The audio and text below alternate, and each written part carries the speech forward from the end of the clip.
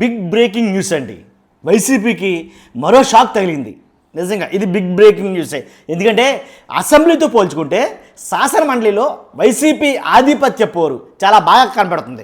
కానీ వైసీపీ వాళ్ళు శాసనమండలిలో కూటమి ప్రభుత్వాన్ని గజగజలాడిస్తున్నారని చెప్పాలి. ఎలా అంటే వరదు కళ్యాణి గారు చూసినా సరే, ఇలాగా వైసీపీలో బొత్స సత్యనారాయణ గారు, ఇలా చాలామంది కూడాను శాసనమండలిలో ఆధిపత్య పోరు అయితే కొనసాగుతుంది.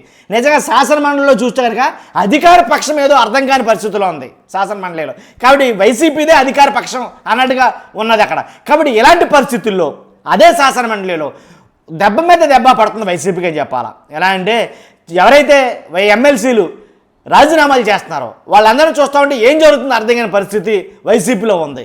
ఎందుకంటే ఆల్రెడీ ఇప్పటికే ఎవరంటే పోతులు సునీత రాజీనామా చేశారు, కళ్యాణ చక్రవర్తి రాజీనామా చేశారు, కర్రె పద్మశ్రీ రాజీనామా చేశారు, జయమంగళ వెంకటరమణ రాజీనామా చేశారు.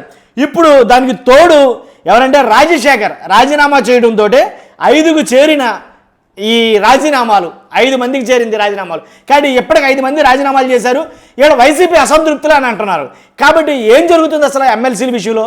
ఎందుకని రాజీనామా చేస్తున్నారు? నయానా భయానా రాజీనామా చేస్తున్నారా, లేదా కావాలని రాజీనామా చేస్తున్నారా? వాళ్ళకేంటి అసంతృప్తి అనేది చాలామంది బయటకు ఓపెన్గా చెప్పకపోయినప్పటికీ కాబట్టి రాజీనామాల పర్వం అయితే కొనసాగుతుంది. కాబట్టి ఇప్పుడు రాజీనామా చేసిన రాజశేఖర్తో పోల్చుకు లెక్క పెట్టుకుంటే 5 మంది ఇప్పటికి రాజీనామాలు చేశారు. కాబట్టి ఎమ్మెల్సీ ఎవరైతే శాసనమండలిలో వైసీపీ ఎమ్మెల్సీలు సంఖ్యాబలం తగ్గిపోబోతుంది అనేది దీనికి సంకేతంగా చెప్పొచ్చు. కాబట్టి ఇప్పటి వరకు గడగడలాడించిన శాసనమండలిని గడగడలాడిస్తున్నటువంటి వైసీపీ ఇక మీదట ఆ ప్రభావం ఉండకపోవచ్చు. ఎందుకంటే క్రమేపీ తగ్గిపోతున్నారు వైసీపీ ఎమ్మెల్సీలు దాంట్లో వైసీపీలో. కాబట్టి ఇది ఏమైనా జగన్మోహన్ రెడ్డి గారికి ఒక రకంగా షాకే అని చెప్పాలి, టోటల్ ఎంటైర్ వైసీపీకే. కాబట్టి ఇదంటి విషయం చూస్తున్న మీరు అందరూ కూడా. ఎందుకని ఎమ్మెల్సీలు మరీ అంత దారుణంగా రాజీనామాలు చేస్తున్నారు ఒకళ్ళ తర్వాత ఒకళ్ళు?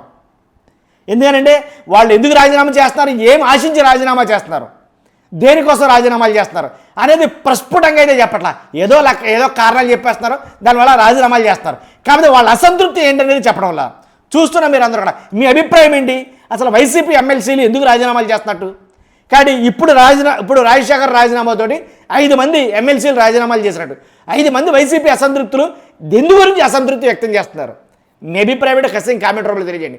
మర్చిపోద్దు, పక్కాగా లైక్ చేయండి. లైక్ చేస్తే ఇన్ఫర్మేషన్ ఎక్కువ మంది షేర్ అవుతుంది, నాకు మోటివేషన్గా ఉంటుంది. కొత్తగా మన ఛానల్ చూస్తే సబ్స్క్రైబ్ చేయండి. పార్టీలకు అతీతంగా మన వీడియోలు ఉంటాయి. Thank you very much.